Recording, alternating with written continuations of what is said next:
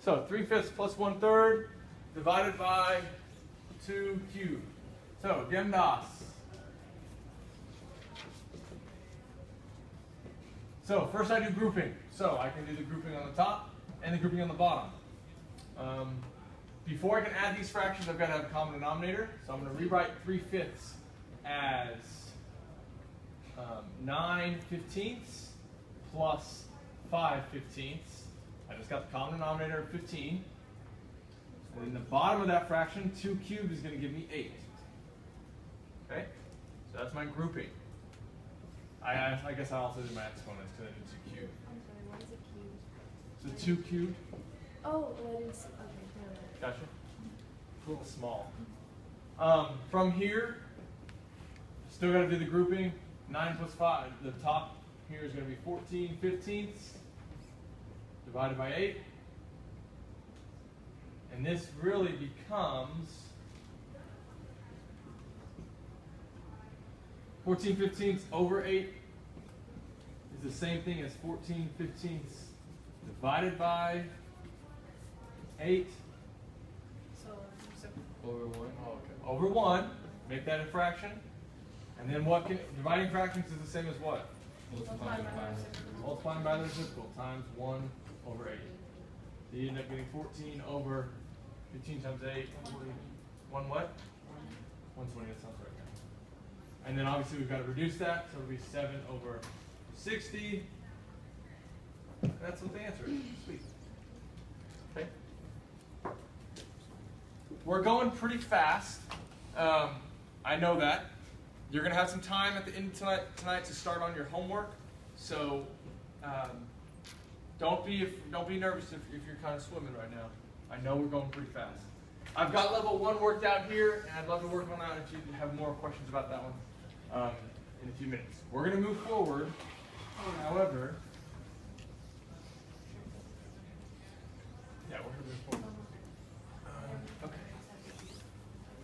So. All right, that's one big topic tonight. The first big topic was order of operations. The second big topic that's very, very related, we're going to solve linear equations. Now, when you're being asked to solve an equation, solve linear equations. Another way to word this is solve for, what am I going to put next? Solve for x. Why did I pick x? That's a variable? Yeah, that's a variable in this equation. Okay, if all those x's were t's, then this would have been solved for t. But in this case, we are going to have an x. Now, when we're solving for x, our final step, or our final answer is going to be x equals some kind of number. That's what we're looking for. When we're solving for a variable, we're looking for a number, a numerical answer for that variable. Sometimes we'll have multiple answers. Okay? Sometimes you might have x equals a number, or x equals another number. Okay? That's in the future. This isn't this bubble. This is coming later. For right now, we're talking about linear equations. So linear equations tell me there's going to be one solution. Don't worry about that for right now. If that's over your head, that's cool. Just know that we're looking for x equals a number.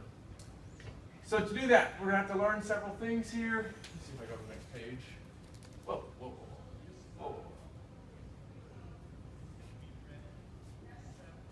Okay. Do I have the other?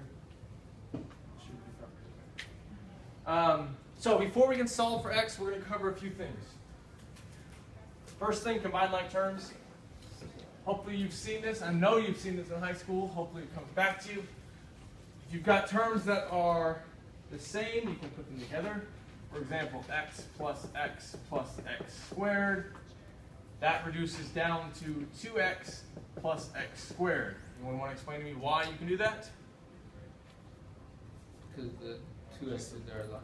Yeah, these are the same term. They're just split up. So you can put them together. 1x plus 1x equals 2x. Why can you not put the 2x plus the x squared? Excellent. They're different terms, different exponents. Perfect. Cool. So that's combining like terms. I'm not going to go into more details of that. You will see more in your homework.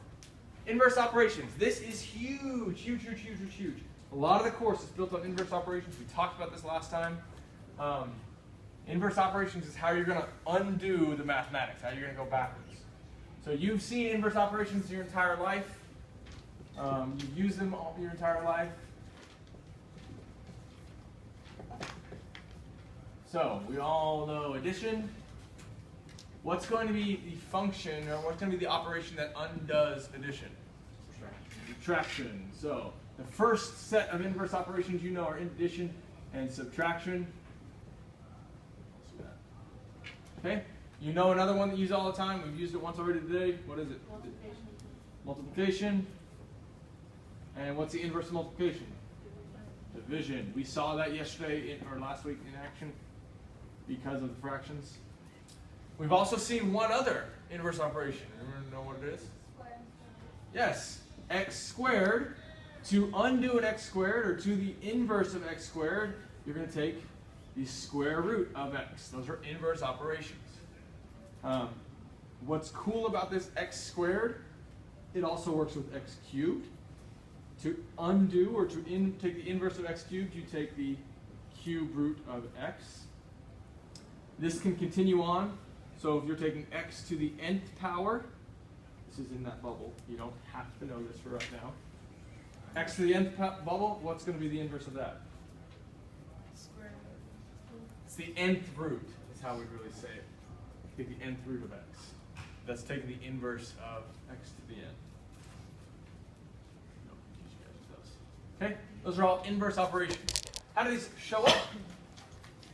This is important because at the end of the course, you're going to add two new things that I bet you haven't seen in a long, long time. But for right now, those are the only inverse operations we have. That's a fun little diagram of it. It's in the notes. It's just special multiplication division. I made that. Just saying. I like that picture. Oh, actually, this graph. Can you guys see the blue and the red graph? Yes. Those are actually inverse functions too. We'll talk about that later in the course as well. All right, distributive property. Whoa, whoa, whoa. Oh, yeah. Oh, I put these in here. Don't look at those yet. Don't look at those yet. Okay. Distributive property. I've seen this called the frog method. I've seen it called the jump method. We're going to call it the distributive property. Oh, yeah? Remember Emily? Cool. So, trying to get those names down. 3 times 2 plus x. What this means is you can distribute that 3 across the binomial. Instead of a word you haven't heard yet, you'll hear it a lot this year, the binomial. So what this really means is 3 times 2 plus 3 times x. Okay? That's a very simple version of the distributive property. So really, 3 times 2 plus x is really equal to 6 plus 3x. Okay? Same thing. Just distributed that 3 across. That's a basic distributive property. Now let's talk about an advanced distributive property. X plus 3 multiplied by 4 plus x. Now, a lot of you guys have multiplied these binomials with FOIL, and that's fine if you want to use FOIL, but we're going to use distributive property in this too.